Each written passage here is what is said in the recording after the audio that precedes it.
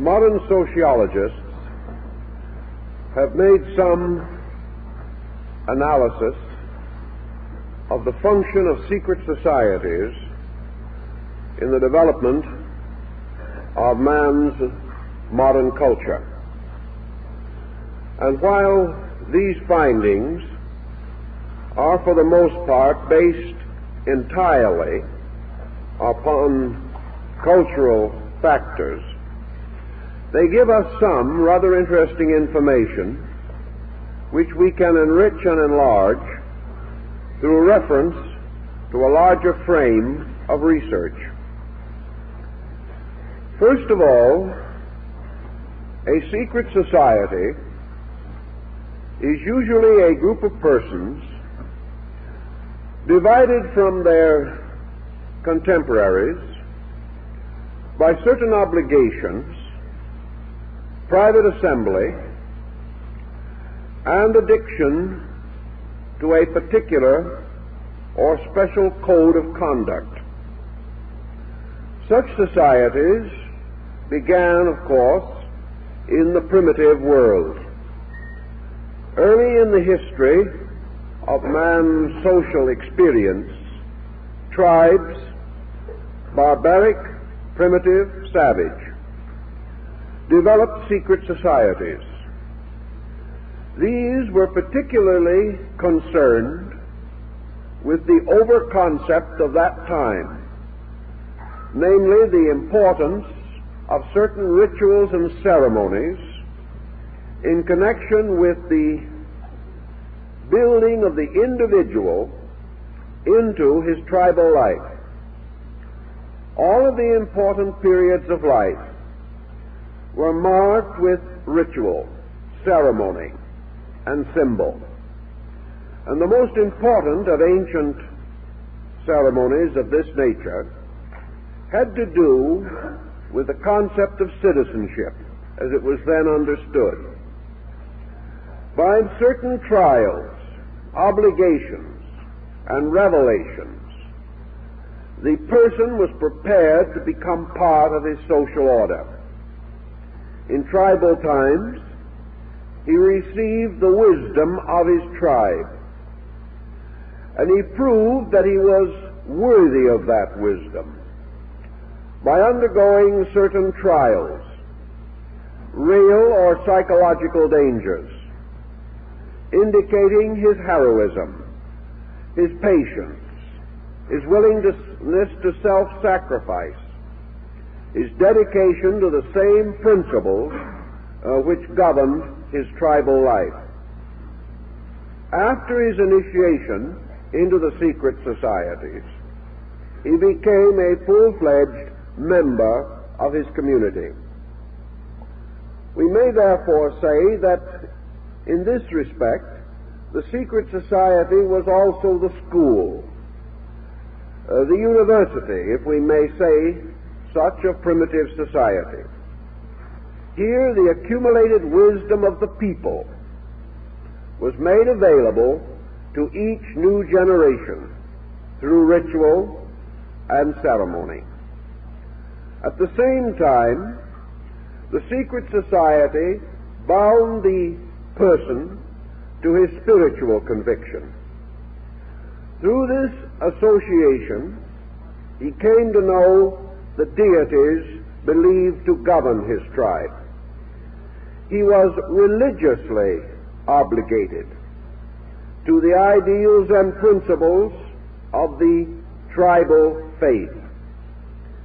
All of his political and social instruction suspended from his religious conviction. It was therefore incredible that anyone could pass through these tribal mysteries without becoming strongly convinced of the importance of the religion of his people. In addition to these important factors, the tribe and the tribal mysteries had to do with the genetic problems recognized at that time. Among our southwestern Indians, for example, each Pueblo has two sides, and the members of these sides have certain religious obligations and certain tribal rites and ceremonies. Marriage must always be across the pueblo. In other words, marriage must always be into the opposite social group. This was important, as experience had taught that too close intermarriage might prove detrimental to the tribal life.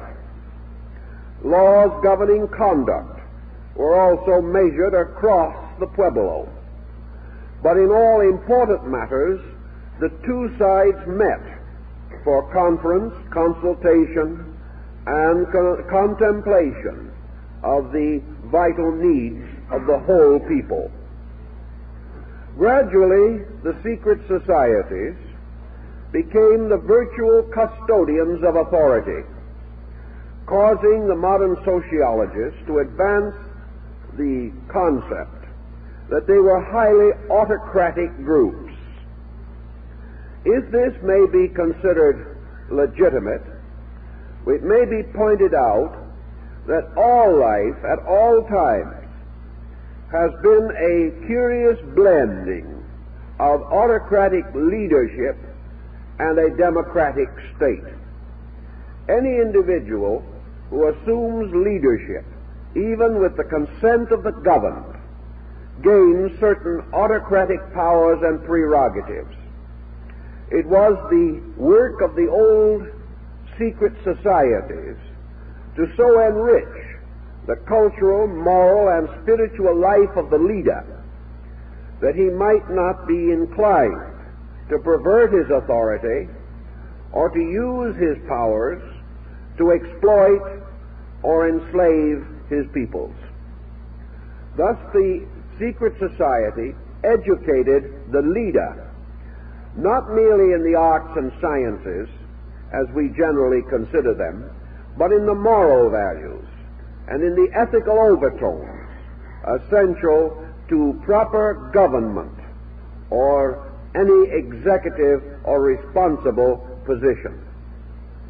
In the classical world, the secret society took a new form. It became more exclusively the custodian of learning. And we may say that through the classical world, particularly Greece, Egypt, and the Roman Empire, most secret societies were not basically political in their implications.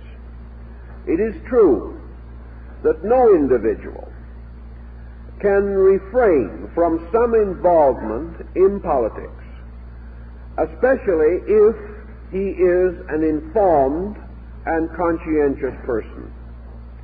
It cannot be said that Plato was a politician, nor can it be said that the Platonic dialogues are completely non-political. To the philosopher, politics represents enlightened leadership, and he contributes in every way that he can toward this end. And in periods of despotism or tyranny, his weight is naturally against vested authority which has perverted its privileges. For this reason, many prominent leaders in the religious, philosophical, and cultural life of mankind have been persecuted and even martyred because they have interfered with entrenched political beliefs. During the classical period also, we see the secret society moving behind nearly all forms of generalized education. In Rome, Greece, and Egypt, young people were tutored by professional teachers. After they had received what we might term a broad education, considering the opportunities and knowledge of their day, they were then, for the most part, presented for initiation into one of the secret societies, it being understood that it was the duty of such societies to integrate the person, to give him the associations, the dedications, the consecrations, by means of which his knowledge in any field might be clarified, deepened, and the danger of selfishness or perversion mitigated so far as was possible. This is the general story. And of course, even in the classical period, the overtones remained essentially religious. The secret societies were sanctuaries. Those who entered them were instructed in the true meaning of their faiths, were given certain keys or interior knowledge, and as in Oriental religious societies, they were given certain scientific methods for the advancement of their personal lives, particularly their internal development of resources. The secret society was psychologically symbolic of the internal life of every person. While we live in this world, and to a measure of this world, nearly every person has a more or less secret world of his own. This secret world may be no more than a series of convictions, differing from or in advance of popular convictions. The individual who is thoughtful envisions a better world than the one in which he lives. He sees the possibility of man gaining a richer life, developing greater internal securities, and looking around him, he discovers that it is difficult for him to impress these broad convictions upon society. Society is highly dominated by conditioned reflexes, and is the individual attempting to live above or beyond his clan or class tries to spread his convictions, he meets mostly with opposition. He finds, therefore, that it is inconvenient and injudicious merely to approach strangers with his thoughts. His natural instinct is to seek out others of his own kind, binding himself with them, and finding in their association the opportunity for greater self-expression. Thus, clubs, groups arise today around certain principles which they feel need or require organized minorities to advance these principles through common effort. If these principles were identical with the common practices, there would be no need for secret assembly.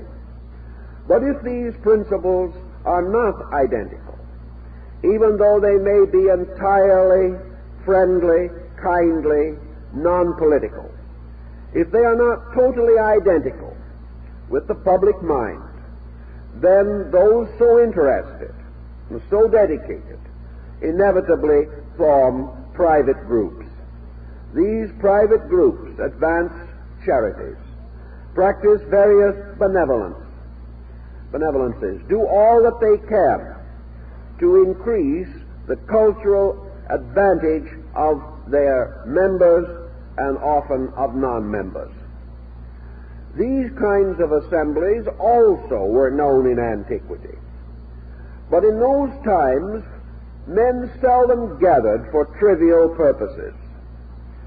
They seldom gathered to meet the simple requirements of the day, inasmuch as society itself, being essentially more simple and having certain natural attitudes, it was not necessary to form special societies to advance the commonplace needs of the people.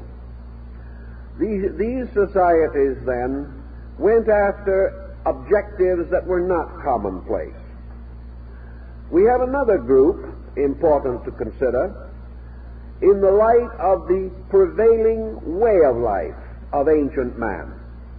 During the so-called Golden Age of Pericles and the great Greco-Latin culture. Most countries had their own religions, their own temples, their own sanctuaries, and these religions were state faiths. They were financed by the state and were made available to the people. The citizen of a country in good standing therefore worshipped the gods of his country, defended them, and sought from them such help as he might need. In those days, the general attitude of mankind on religious matters was to the effect that the religion and the state were identical. Any attack against the state was an attack against religion. Any opposition or attack upon religion was an attack upon total society. Therefore, what we commonly call today intersectarian squabbles could not exist. The individual was born and raised within a national or community religion. Because of this factor, he expected other states or communities to have their own faiths. If he journeyed into another area, he generally remained courteous to the deities of that region, and seldom attempted or even contemplated any missionary or evangelical attitude or procedure. It did not occur to him that it was right or proper for him to attempt to change the basic faiths of the nations in which he visited or traveled, nor would he tolerate others coming into his areas and attempting such procedures. It would seem, therefore, that these areas would remain very much isolated and that religious unity would be next to impossible. The appearance, however, has deceived many persons, including scholars. The facts were somewhat different. Behind the state religions of these different areas were always the secret societies. These were composed mostly of scholars, philosophers, sages, travelers, educators, persons whose knowledge of their own religion and the religions of other peoples exceeded that of the average citizen. Therefore, these various faiths, apparently isolated, were bound together by a network of mysteries or schools of common initiation. And a traveler on the level of the secret society, journeying from Greece to Egypt, found that he was not traveling from one religion to another, but from one interpretation to another.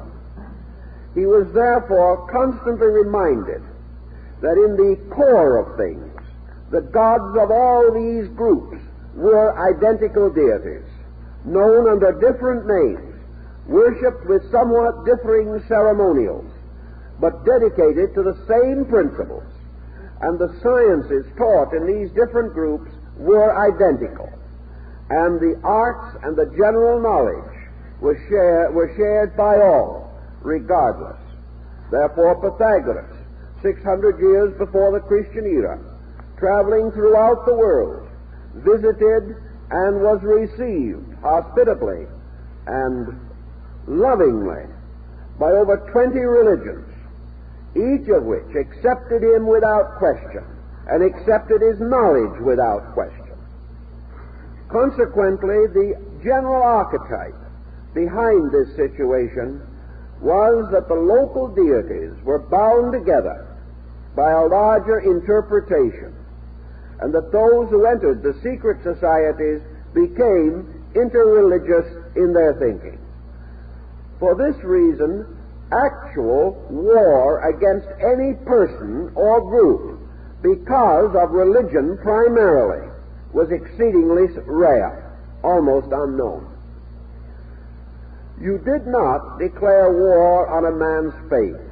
You might oppose his political structure, which incidentally, of course, included his faith. You might desire his territories. You might seek to gain his wealth, but you did not openly declare war against his God. This was a situation which in many respects resulted in more favorable situations after a period of hostility. When peace was restored, the God concept set in again, and the divisions that might have been otherwise irreconcilable were often mended in this way. Secret societies, therefore, served a great number of purposes and were more widely and generally used than we recognize. In Greece, every free person, man and woman, was entitled to initiation. Consequently, it was not uncommon at the rites of Eleusis in Attica for 25,000 persons to be initiated at one ceremonial. It was therefore not merely a small group, but the whole of the cultural pattern was invested in these principles. Naturally, there were smaller schools of specialized instruction, and by degrees these schools became trade schools and union schools, protecting arts and crafts, demanding apprenticeships, and our entire concept of the apprenticeship system as a means of advancing skill in an art or science or craft. This arose in the secret societies, for the most common things were so organized. In early England, the tailors had their own secret society. So did the plumbers. Secret societies were not left entirely to abstract speculation. Men had a certain pride in their own achievements and a certain sense of responsibility for the quality of their work. In those days, this responsibility was invested in guilds, and guilds were an outcome of classical secret societies. It was the guild that instructed the apprentice, gave him the choicest secrets of his profession or trade, and bound him with obligations to use this knowledge constructively and honorably. It was therefore a most signal offense against society and God to shoddy the workmanship, to use inferior materials, or in any way to misrepresent a contract. The God concept still occupied the mind of the guild masters. Each meeting of the tailors and the plumbers and the shoemakers and the tinsmiths, each meeting was opened with religious ceremony. Each meeting was closed with prayer.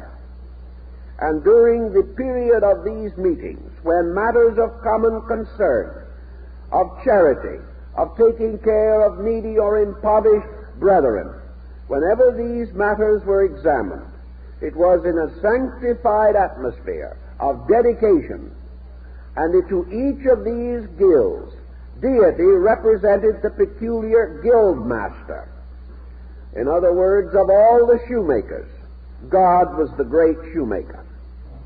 Of all the tinsmiths, God was the great tinsmith.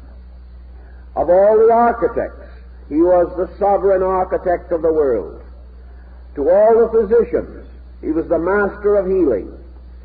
Each in his own way, therefore, developed a guild faith, a faith based upon performing his normal human activities, his trade, his profession, as a sacred service, as a dedicated recognition of his responsibility to society. And whatever he did that was useful and helpful to others was a form of religious sacrament.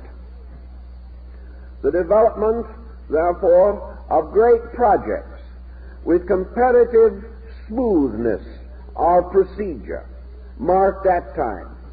In a day when great mausoleums, temples, palaces, and tombs required from 50 years to 500 years for their completion. The work proceeded in an orderly manner. It was hardly necessary to inspect the work. The masters of the guilds inspected the work themselves and were more critical than any outsider could possibly have been. Also, they regulated the wages of the workmen. They held the various religious meetings that were necessary. And from this we observe inevitably the rise of a religious spirit, a spirit not directly consistent with the general prevailing orthodoxies of those days, a religion which moved directly into action, a religion which was not drowned in theory, but was constantly vitalized by practice. Thus, religion itself passed through certain modifications. The guild masters did not leave their faiths. Very often they met in the chapels, temples, cathedrals, and churches of their religions. But at the same time, they brought to their religion something previously not so well emphasized, and that was the importance of applying your faith and its principles to the works of your hands, so that each task that was performed was sanctified by the integrity with which it was performed. This type of condition has also drifted down to us in the form of trade unions, in the form of various labor organizations. But little by little, the religious factor has diminished, and these organizations have become protective, essentially, rather than almost completely idealistic. In the religious pattern also, we gradually discover that the decline of the so-called Greco-Latin culture brought with it a gradual motion toward the unification of religion. And of secret societies, we should point out those in which religious rites in areas apart from the natural home of a faith came to be emphasized.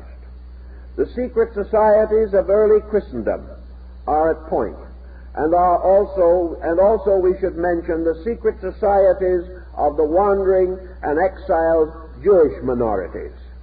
Both of these groups, finding themselves in mostly unfriendly regions, united more and more among themselves in the effort to preserve and maintain their faiths.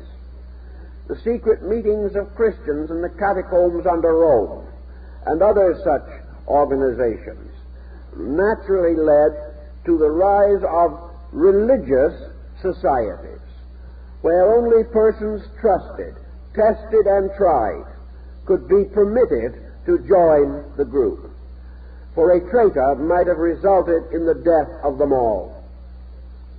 Thus, the secret society that had originally initiated merely to improve society in general, now initiated to preserve itself, to maintain its own concepts, doctrines, or ideals in a hostile environment.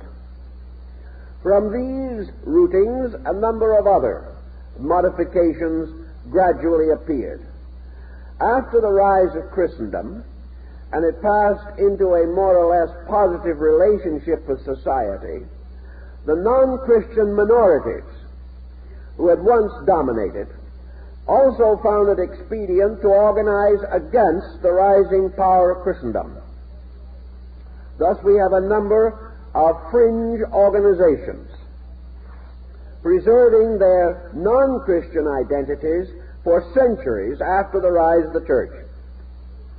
They accomplished this by the use of the greatest secrecy and with due caution against the possibility of their true projects being discovered.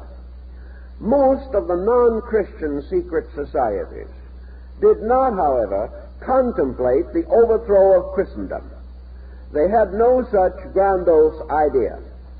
What they believed was that they possessed certain knowledge which was not commonly possessed by the members of the new faith, and they therefore united to protect and preserve this knowledge in order that it might not be extinguished. Thus, these societies became protective of certain beliefs or certain attitudes or certain ideas, usually against what they regarded to be the inadequacies of the generally regarded interpretations and procedures. Naturally, these became the heretical sects and were gradually cast off into the darkness and into the wilderness, many of them taking up their refuge in the Near East, particularly in the rising Arabian culture. Here also secret societies arose. And these societies give us another cross-section of our problem. Most religions and abstract philosophical systems that have had broad spheres of influence found it expedient to divide within themselves, or division was more or less pressed upon them by their own members. If society has a majority of conformists who are perfectly content to follow in prevailing patterns or to worship in an orthodox manner the dominant creeds and faiths of their times, there are always others, mystics, idealists, dreamers, scholars, scientists, philosophers, to whom the prevailing explanations are not sufficient. These persons inevitably seek for greater meaning.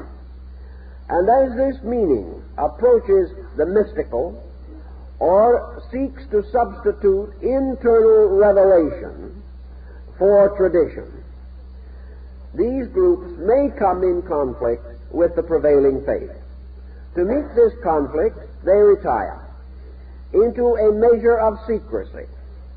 This secrecy serves several ends. First, it prevents outward division in a religion. It prevents a faith from being constantly in the presence of its own heretical followers. Furthermore, it advances to a degree and rather continuously the moral and ethical values of a faith. And those ideals which 1,000 years ago were regarded as totally esoteric have gradually come to be new standards of orthodoxy, so that these mystical groups, pressing on beyond the prevailing doctrines, have become the pioneers of progress in nearly every order of society with which they have been associated. This, in brief, perhaps, summarizes the older situation. And it now comes to our mind to analyze the more recent trends in these matters. The first sociological over-concept that develops from all of this is that the secret society represents an organization of the factor of mystery. Anything which is secret becomes a challenge. The moment we learn that there is something folks do not want us to know, we can never rest until we find out what it is. It is the same way with a personal secret. The individual possessing it is overshadowed by the sense of his own importance. The mere fact that he knows something not commonly known gives him a membership in an exclusive aristocracy. He begins to show all the symptoms of this secret knowledge, and usually, unbound by obligation, rushes forth to share it, by so doing gaining a peculiar distinction for being the person from whom this secret knowledge is derived.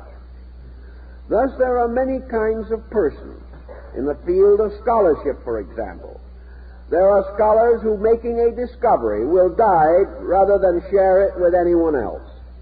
There are others who live only in the world of scholarship in order that they may share whatever they learn or discover. Human nature being widely diversified in its temperamental peculiarities, we do learn, however, that mystery exercises an influence far beyond its own proportions. The small child standing in the presence of a dark closet has certain inevitable reactions. This dark closet is powerful. It is almost overwhelming in its potential possibility. A light is then turned on and there is nothing there. But this discovery of the nothingness of the dark closet solves nothing. The next time we are in presence of a dark closet, we go through the same experience again.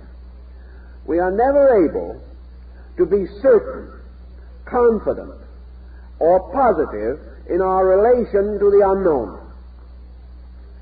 Secret societies, consequently, from the beginning, have exercised a strange and wonderful force upon tyrants.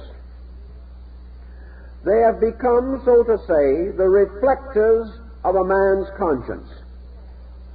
The individual who is doing wrong, particularly the popular leader, or the autocrat, or the despot, fears desperately the possibility of the rise of private assembly within his areas. Back in the days of World War I, most of the Central Powers immediately outlawed secret assembly for fear that it would result in the betrayal of their own purposes. In World War II, both Germany and Italy, under Hitler and Mussolini, outlawed secret societies for fear that from them would rise the force that would later judge them and would make more rapid their overthrow.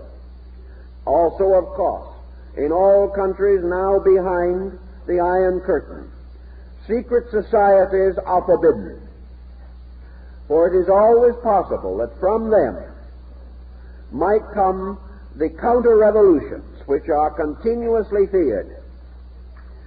If a secret society does arise within a troubled state, and it is impossible for the police or agents of that state to ferret out the society and destroy it, it then becomes a ghost, haunting forever the tyrant, and causing him to gain greater and greater fear and terror, looking with suspicion upon everyone, hardly daring to accept the closest ministrations of his own family, for fear that they are in league against him.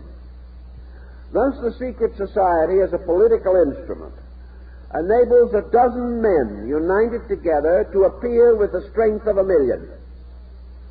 That which is unknown multiplies its power. It is suspected of far more than it possesses, and it also becomes psychologically a judge and juror over the tyrant. It may never move, but its existence in his consciousness may well destroy him. The political power of such organizations, therefore, can, under certain conditions, be extraordinary, especially where the situations permit the continuance of secrecy. In what we call our modern way of life, secrecy, as known in antiquity and during the medieval period, such secrecy is no longer possible. Secrecy today is a highly relative term, and nearly all secret societies are known. The motives for which they stand are known. Their memberships are known.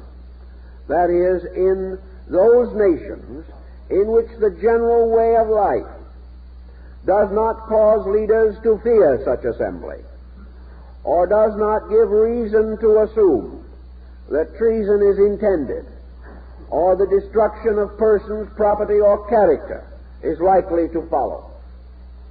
This means that in so-called highly advanced nations, nations whose ways of life are comparatively adequate and whose citizens are reasonably contented, your secret societies function mostly as fraternal and benevolent orders, existing as the extensions of old ways, but not presenting any real or major threat to any existing integration of society. Modern societies, therefore, are inclined to advance special ideas, the advancement of which will improve or adjust society, advance education, spiritualize against the prevailing materialism.